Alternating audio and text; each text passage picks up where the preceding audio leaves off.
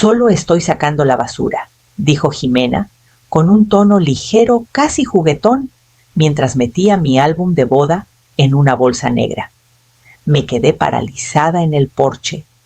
Con la maleta aún en la mano, el polvo de las calles de tierra de Tepoztlán todavía pegado a mis zapatos. Por un momento pensé que me había equivocado de casa. El porche se sentía extraño. Mi mecedora había desaparecido. Las macetas que cuidaba con tanto cariño fueron reemplazadas por cajas marcadas con cosas para bebé. El aire olía a cloro y pintura fresca. Entonces lo vi mi ropa, mis fotos familiares, la colcha que mi madre cosió para mi boda, todo amontonado en bolsas de plástico brillante, apiladas junto a la barandilla como si fueran desechos esperando a ser recogidos. ¿Qué es esto?, susurré apenas encontrando mi voz. Jimena ni siquiera parpadeó. Se acomodó un mechón de su cabello castaño detrás de la oreja, esbozando una sonrisa presumida. Solo necesitábamos espacio. El cuarto del bebé está quedando increíble. Y bueno, todas esas cosas viejas estorbaban. Mi garganta se cerró. Esas cosas viejas, repetí. Quieres decir mis cosas. Ella se encogió de hombros con ese gesto despreocupado que solo los poderosos o los crueles dominan. Has estado fuera 2 semanas, Alma. Pensamos que lo entenderías. Dijiste que querías ayudar con el bebé, no llenar la casa de cachivaches. Sus palabras dolieron más de lo que ella podía imaginar. Mi hijo Javier no estaba por ningún lado, probablemente, en el trabajo ajeno a lo que pasaba, o peor, fingiendo no saberlo. Dejé mi maleta en el suelo y mantuve la voz firme. ¿Dónde pusieron mi cuarto, Jimena?, señaló hacia el fondo. Arreglamos el área de lavado para ti. Es acogedor. Hasta pusimos un catre. Un catre. Miré las bolsas de basura otra vez. El sol se ponía detrás del porche y por primera vez en años me sentí como una extraña en mi propio hogar. No dije nada más. Solo tomé una de las bolsas, la abracé contra mi pecho y entré para ver qué más de mí habían borrado. El cuarto de lavado olía a detergente y humedad. Un catre estrecho estaba arrinconado contra la pared entre la secadora y un perchero lleno de trapeadores. Mi nombre no estaba en nada, ni en la toalla, ni en el cepillo de dientes, ni en el espacio. Me senté despacio, con la bolsa de mis pertenencias crujiendo bajo mi brazo. Mis rodillas dolían tras el largo viaje desde Cuernavaca. Mi hermana me había tomado de la mano para despedirse con una voz frágil como papel. La enterré el pasado Día de Muertos. No había siquiera deshecho mi maleta cuando me enteré de que ya no tenía lugar en mi propia casa. Esta casa fue mía alguna vez. Hace 30 años firmé los papeles sola, después del divorcio con Javier de apenas 4 años, aferrado a un dinosaurio de plástico mientras yo firmaba con la otra mano. Lo crié entre estas paredes. Cada rasguño, cada cumpleaños, cada portazo. Nunca fue grande, nunca fue lujosa, pero era nuestra. Cuando Javier y Jimena se casaron, dijeron que la casa estaba muy pasada de moda. Quise que construyeran su vida aquí, así que les di 2,500,000 de pesos para remodelarla, dije, solo para ayudar. Sin contrato, sin preguntas. El año pasado, cuando empezaron los tratamientos de fertilidad, me pidieron apoyo. Así que me jubilé antes de tiempo. Vendí mi coche, empaqué mi vida y la metí en un cuarto de visitas. Y ahora, ese cuarto estaba pintado de verde claro, con calcomanías de animalitos en las paredes. El catre chirrió cuando me recosté, aún vestida, abrazando una bolsa que guardaba pedazos de la vida que se suponía debía compartir. Las luces del pasillo se apagaron. Nadie vino a verme. Miré al techo escuchando el silencio hasta que oí un golpe suave de muebles siendo movidos arriba. Por la mañana, la casa estaba demasiado callada. Ese tipo de silencio que te dice que algo se decidió sin contar contigo. Seguí el leve sonido de un martillo en el piso de arriba cada paso más lento que el anterior. la puerta de mi antiguo cuarto, estaba entreabierta. Me quedé en el umbral mucho tiempo mirando el espacio donde antes cabía mi vida. Mi colcha desaparecida, el tocador desaparecido, hasta la foto de Javier de pequeño con su primera caña de pescar desaparecida. En su lugar había una cuna blanca, una mecedora y un móvil de nubes pastel girando suavemente en el aire. Jimena se giró al verme, sin sorpresa, sin vergüenza. «Ay, Alma, ya te levantaste. Estaba pintando el marco de la ventana. Queríamos darte una sorpresa. El cuarto del bebé está quedando hermoso». Mi voz sonó pequeña, incluso para mí. Este era mi cuarto. Jimena se limpió una mancha de pintura del brazo. «Pensamos que no te molestaría mudarte al cuartito de lavado por un tiempo. Es solo hasta que llegue el bebé». Sonrió como si la generosidad viviera en ella. Por un momento no pude hablar. Las paredes verde claro a mi alrededor olían a comienzos nuevos que no me incluían. Cuando Javier llegó esa noche, intenté explicarle, pero solo se rascó el cuello y suspiró. «Mamá es temporal. No hagas esto más difícil de lo que es. Jimena está en su etapa de arreglar todo, tú sabes cómo es». No lo sabía. Solo sabía que cada rincón de esta casa alguna vez tuvo un pedazo de mí y ahora no había ni un lugar para colgar mi chamarra. Me besó la mejilla distraídamente antes de subir su voz flotando por el pasillo. «Te vas a acostumbrar, mamá, solo dale tiempo». Pero mientras estaba en la puerta del cuartito de lavado, mirando el catre bajo una bombilla solitaria, algo dentro de mí cambió. No era enojo. Todavía no. Solo una certeza profunda y silenciosa de que algo frágil se había roto y esta vez no se repararía. Me senté en el catre y observé la sombra de la cuna arriba moviéndose en el techo suave y constante como el tic-tac de un reloj que ya no marcaba mi tiempo. Esa noche no pude dormir. El zumbido de la secadora era el único sonido que me acompañaba. Clicaba cada pocos minutos, como un latido, que no era el mío. Me quedé ahí intentando no pensar, pero los recuerdos siempre encuentran grietas en tus muros. Recordé los años cuando Javier era pequeño, y la vida era solo cuentas y cuentos antes de dormir. Trabajaba turnos dobles en la oficina de correos, clasificando cartas hasta que me dolían las manos de pie sobre pisos de concreto hasta que me ardían las rodillas. En Nochebuena, cuando todos se iban a casa, yo me quedaba hasta tarde asegurándome de que los últimos paquetes salieran, porque las horas extras significaban una semana más de comida o un par de zapatos nuevos para él. Era un buen chico entonces. Me esperaba en el porche envuelto en una cobija, negándose a dormir hasta que yo llegara. «Trabajas demasiado», mamá solía decir. Y yo sonreía, le decía que valía la pena. Cuando su startup fracasó años después, no lo dudé. Vendí mi coche, un viejo Nissan, que manejé por 15 años, y le di el dinero para su boda. «Es solo un coche», le dije. «Estás construyendo una vida». Prometió devolverme el dinero, pero nunca se lo pedí. Eso hace el amor confía. Luego vino la casa para siempre. Estaba tan orgullosa. Javier se veía tan feliz. Cuando mencionó las remodelaciones, dije, «Toma lo que necesites. 2,5 millones de pesos. Solo para ayudar. Sin contratos, sin condiciones». Me decía a mí misma que seguía siendo nuestro hogar, aunque sus nombres estuvieran en el buzón.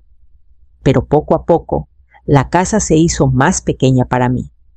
Jimena empezó a planear cenas sin preguntar cuándo llegaría. Las fotos familiares, donde yo solía estar en medio, ahora eran solo de ellos dos sonriendo con suéteres a juego. En los cumpleaños, mis regalos pasaron de ser detallistas a bonitos. Me agradecían como a una invitada, no me querían como a una madre. Noté cómo Jimena giraba cada conversación hacia ella, sus planes, su trabajo, su estrés, y Javier, ansioso por complacerla, asentía a todo lo que decía. La primera vez que me llamó Alma en lugar de mamá, algo se atoró en mi pecho. La segunda vez, Javier ni siquiera lo notó. Ahora años de sacrificio se habían reducido a bolsas de basura en un porche. Yo había construido su mundo y ellos habían decidido en silencio que yo no pertenecía en él. La secadora se apagó, dejando la casa en silencio otra vez. Me senté apretando las palmas hasta que dejaron de temblar.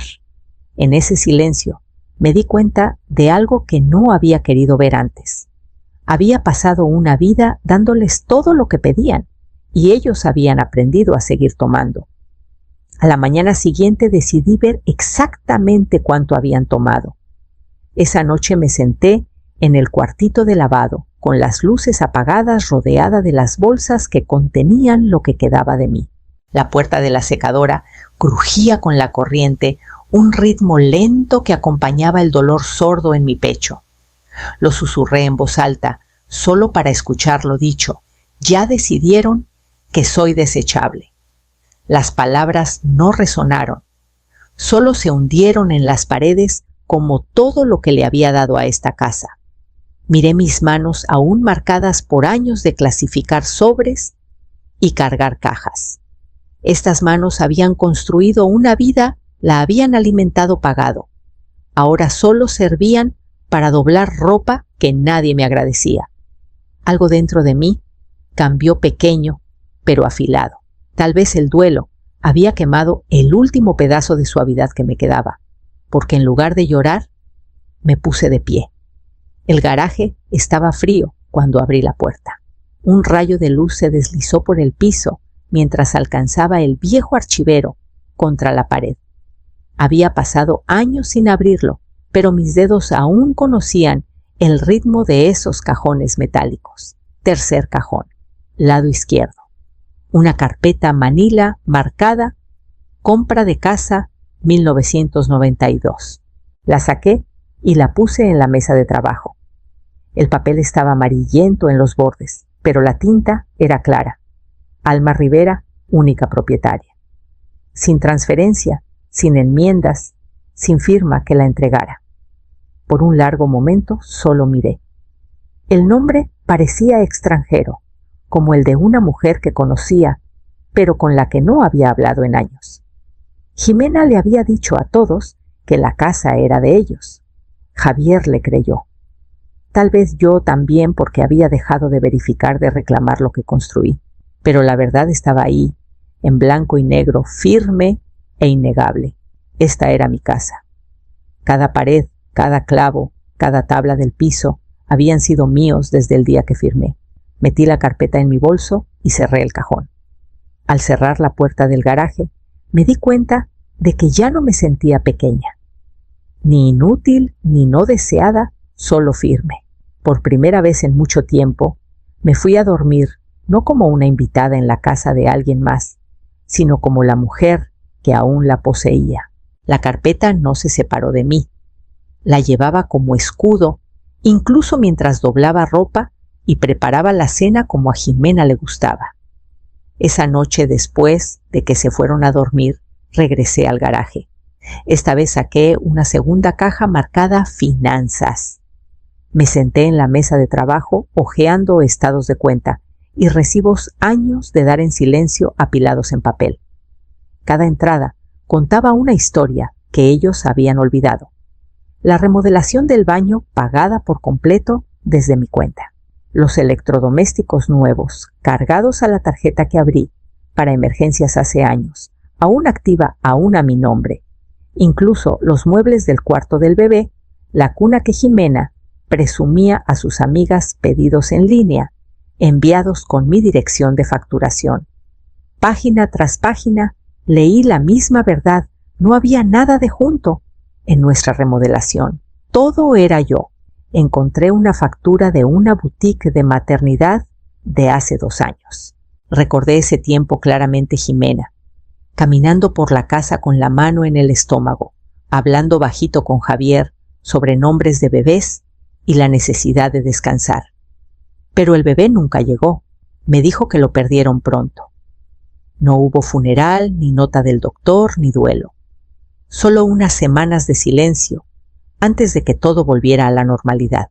Y ahora aquí estábamos otra vez, un cuarto de bebé, una historia, sin fecha de parto, sin citas médicas, solo excusas suaves y una nueva capa de pintura.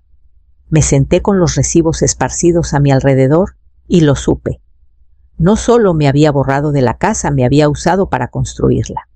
A las 7 de la mañana siguiente me puse los zapatos, guardé la escritura en mi bolso y manejé al bufete de abogados en el centro.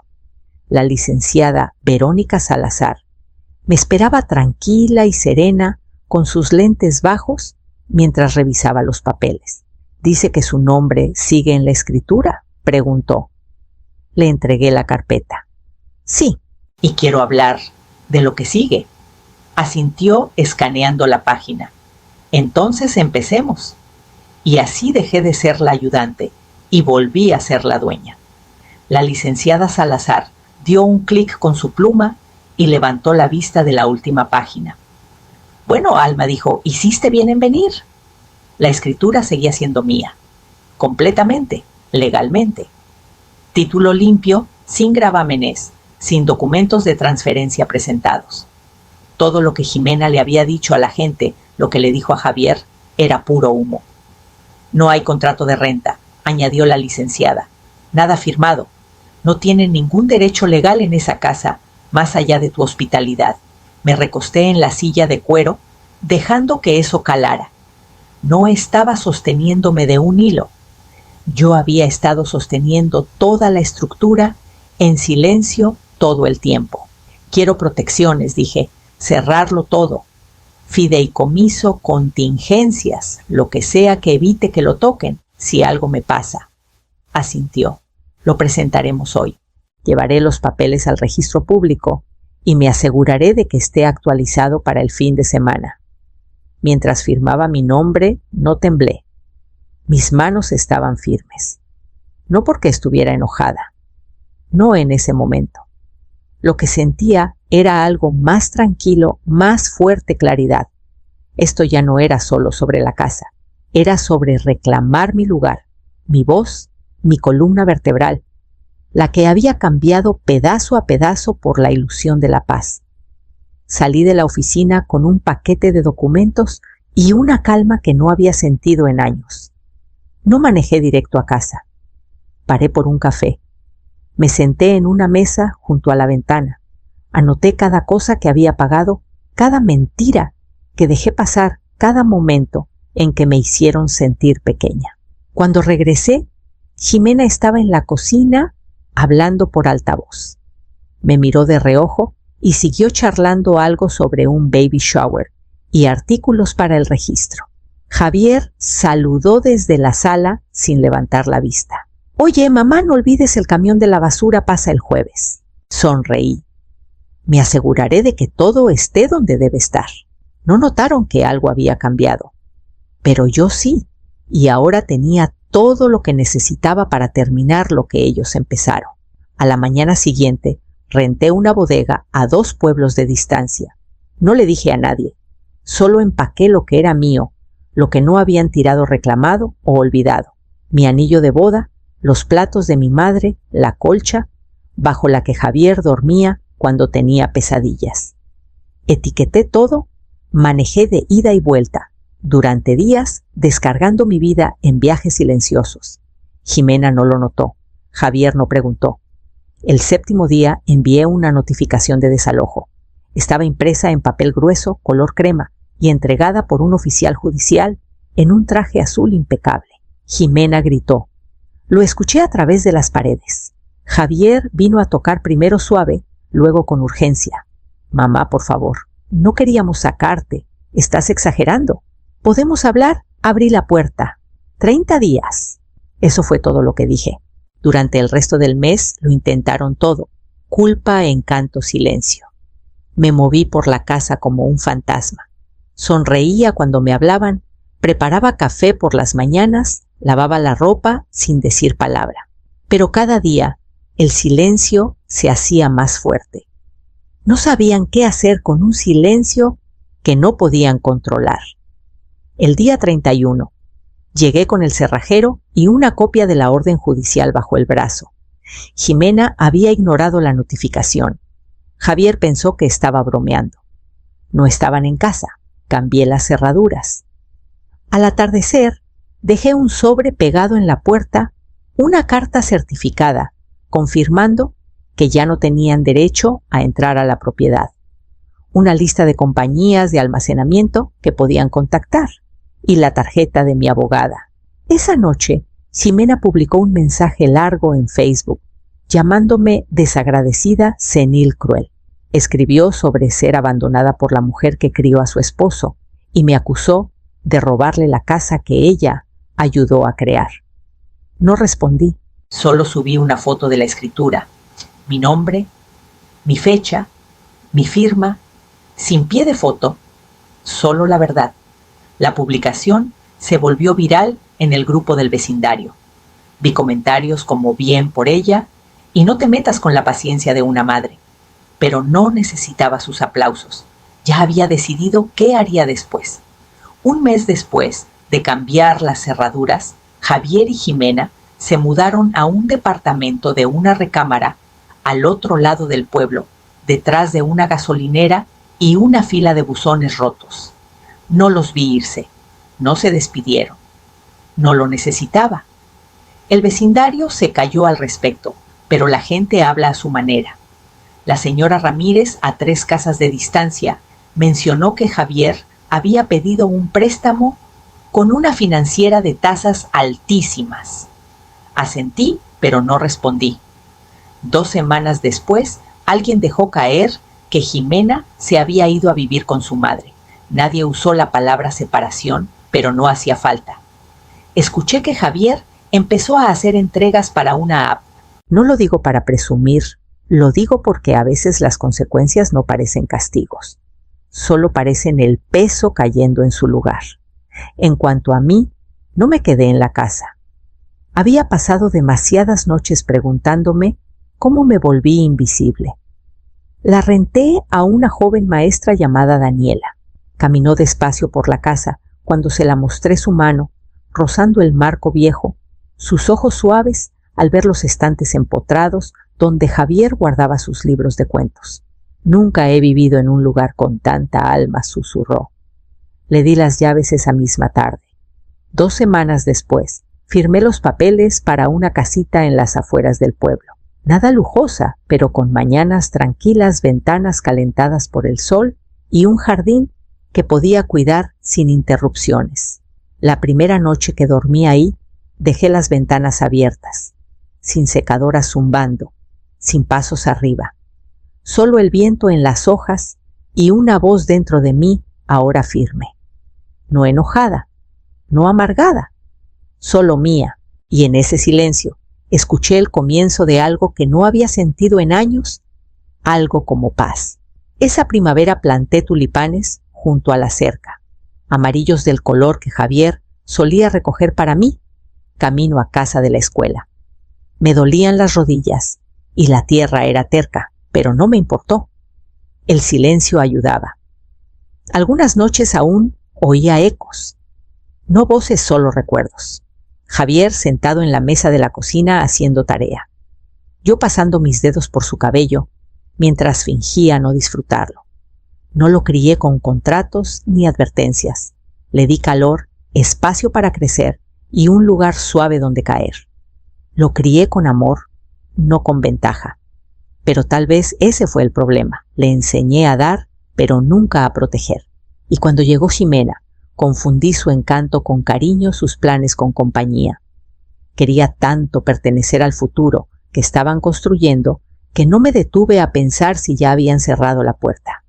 Les di todo lo que tenía, y aún así querían que me fuera.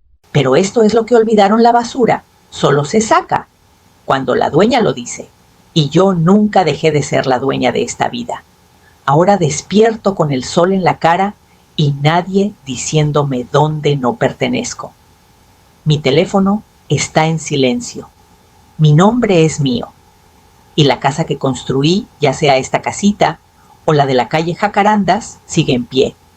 No porque ellos me recordaran, sino porque yo finalmente me recordé a mí misma.